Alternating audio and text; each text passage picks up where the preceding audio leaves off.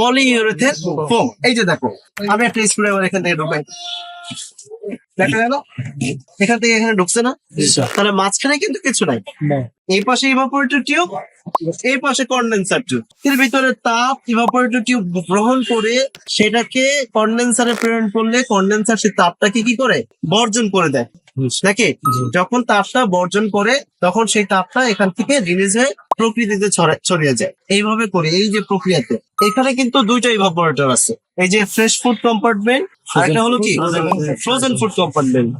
Fresh food কম্পার্টমেন্টে তোমার আরেকটা ইভাপোরেটর আছে, এটা কিন্তু প্রাইমারি ইভাপোরেটর আর এটা হলো সেকেন্ডারি ইভাপোরেটর। দ্যাট মিনস প্রথমটা হলো তোমার এখানে টেম্পারেচার কত থাকে -18 মিনিমাম থাকতে হবে। কেন থাকতে হবে?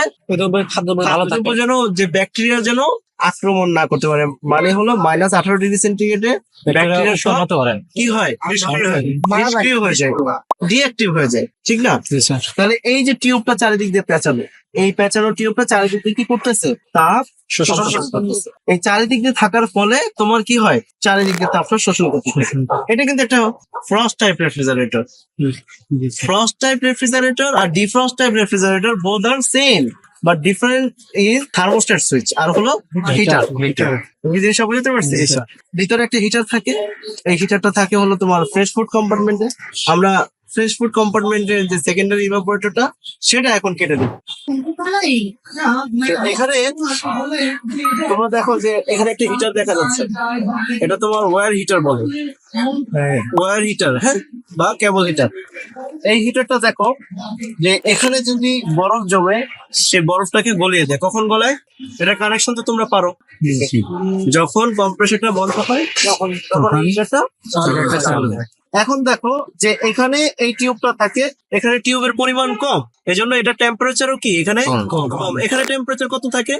5 থেকে 10। এখানে কিন্তু ভেরিয়েশন আছে, এখানে টেম্পারেচারটা কন্ট্রোল করা হয় বা কন্ট্রোল করা যায়। এখানে তুমি 3 থেকে 10 টেম্পারেচার বা 15 টেম্পারেচার ডিগ্রি সেলসিয়াস তাপমাত্রা তুমি রাখতে পারছো। রেফ্রিজারেশন এন্ড এয়ার কন্ডিশনিং না শুধু, যে কোনো সেক্টরে তুমি কাজ শেখার বা স্কিল অর্জন করার মূল থিওরি হলো বা মূল টেকনিক হলো ওই স্কিলের উপরে তার গভীরে তোমাকে প্রবেশ করতে হবে। জিনিসটা বুঝতে পারছি? তাহলে তোমাকে কি করতে হবে যে এর ভিতরে কি আছে, এর ভিতরে কি কি জিনিস দিয়ে বা উপাদান দিয়ে তৈরি করা, এই কথা বুঝতে পারছো? এর ভিতরে উপাদান কি কি আছে দেখো, এর ভিতরে কিন্তু কিছুই নাই।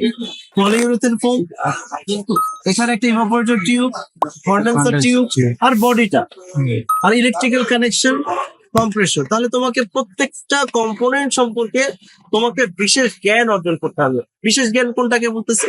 বিশেষ জ্ঞানটা হলো যেই জ্ঞানটা একেবারে অভ্যন্তরীণে প্রবেশ করা যায়, একেবারে গভীর থেকে যেটা নেওয়া যাবে। আমি কি কথা বুঝতে পারছি?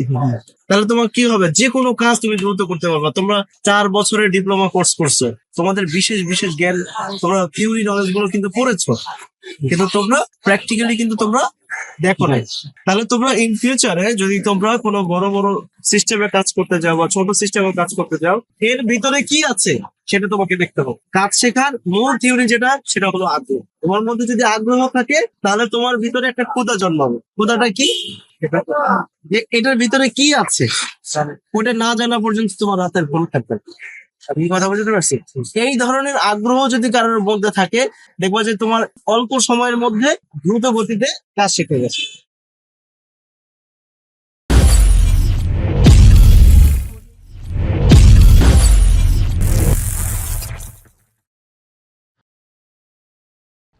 দক্ষ হয়ে বিদেশ যাব। We are from